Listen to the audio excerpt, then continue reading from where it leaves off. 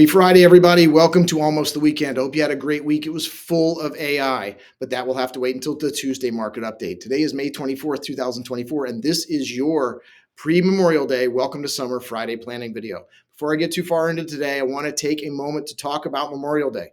All too often, we lose the true idea of the holiday and many of the rituals, the 108th Indy 500, barbecue with friends, long weekend, even official start to summer. But especially this year with so much going on around the world and so much that has happened since October 7th, I want to officially honor all those that have made the ultimate sacrifice for our country. The families of all those who have lost loved ones should feel the honor that we send them on days like Memorial Day. The freedoms that we have, and are all due to tremendous sacrifices. And on this Memorial Day, I ask you to take a moment to think about that. For a quick history, Memorial Day was first observed following the Civil War to commemorate the sacrifices of the Civil War soldiers. 1873, New York was the first state to designate it as a legal holiday, and by the late 1800s, more cities and states recognized the holiday. Not to be left out, Congress finally came around in 1971 and passed the Uniform Monday Holiday Act and established that Memorial Day was to be celebrated on the last Monday of May.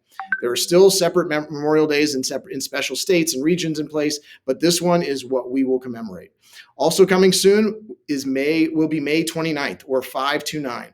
The 529 College Savings Day. This day will be next week. So I could talk about it this week, or I could talk about it next week. I'm going to use this week. While we are in the middle of graduation season, I want to talk about what many believe is one of the best things to come out of the halls of Congress in a long time. I do want to take a moment to wish congratulations to all of the graduates and their families. No matter if it's kindergarten or grad school or anything in between, the hard work that goes into the education process is worthy of acknowledgement. So congrats to you all. As for 529 plans, 529 is the tax code for the college savings account, also known as the qualified tuition programs, that came about in 1996 with the Small Business Jobs Protection Act to allow for tax-free growth of money for use in post-secondary education. It really took off after the 2001 when the Economic Growth and Tax Relief Reconciliation Act, easy for you to say, made qualified distributions tax exempt. The 2006 Pension Protection Act made that 2001 change permanent. The law was amended a few times since then, but one of the newer plan changes came along with the 2017 Tax Cuts and Jobs Act. This expanded the plan to cover K through 12 education. These are withdrawals that are limited to $10,000 per year. And if you're in the state of Illinois or multiple other states, this law doesn't apply. So sorry, check that out before you use that. If you have questions about using 529, a 529 for education expenses, please let me know. This could be one of the best options for saving for your child's education from a tax standpoint. Most people, please check with your tax advisors for detail and how it's going to help you. In case this is not 100% clear, I do not give personal tax advice, not even about these plans, so please consult your tax advisor for details. That being said, let me give you some of the major talking points about these plans. Please confirm with your tax team for how each of these items applies to your situation.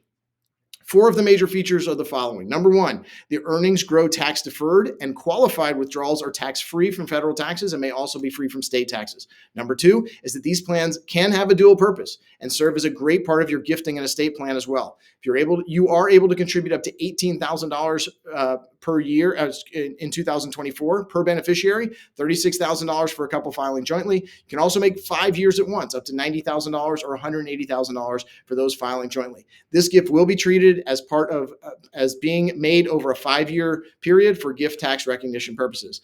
This can fit well into estate planning. Check with your legal and tax team here as well. Third, proceeds can be used at eligible institutions around the country with no annual distribution limit. If you are able to use the funds for that K through 12 in your state, there is a $10,000 per year limit on that. Finally, unlike so many programs like this, there are no income limits. Anyone can open a 529 plan, no matter how much money you make a year. I do want to note 529 plans do impact financial aid, but please check this for your specific situation. It is true that in most cases, the impact here is less than most other savings vehicles and assets. If none of this has convinced you, let's talk just for a moment about why this is so important and why starting early is so important. According to many government sources, college tuition rose 12% annually from 2010 to 2022. After adjusting for inflation, college tuition is up 747% since 1963. Average college textbooks, not even sure that they still print those versus going digital, but they are rising at 3 times the rate of inflation. We all know what inflation is doing to rent and food prices, so any savings you can do, especially tax advantage savings, should be a benefit to you.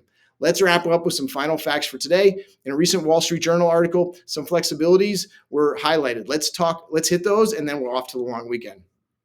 First, and I mentioned this before, the Secure Act 2.0 set up the fact that unused 529 accounts can be rolled over into Roth IRAs. While this is true, there are a lot of rules and limits to this. I will tell you that when I first heard it, I was pretty excited. Now I know the details, not so excited.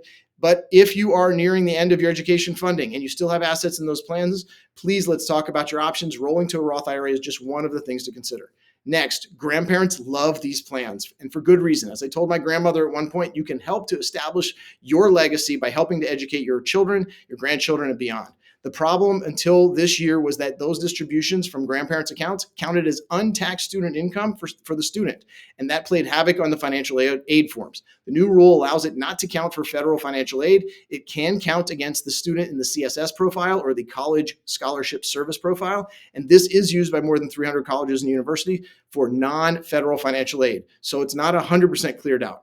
Finally, as I mentioned before, contributions can be up to $18,000 per person, and that's up from $17,000 in 2023. So that allows more money to be put away in 1 year, and the 5-year forward gifts as well.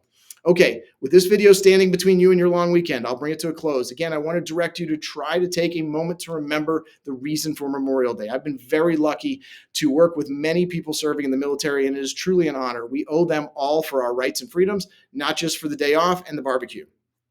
That being said, no Monday market update. Of course, it'll come out on Tuesday morning, so keep an eye out for that. And finally, this week should be the first week we test out our new distribution method for these videos and other great resources for you. Please be patient if there are any errors, and feel free to let us know with constructive corrections. We will appreciate it. Until then, thank you very much. Have a great Memorial Day weekend, and we'll see you next week.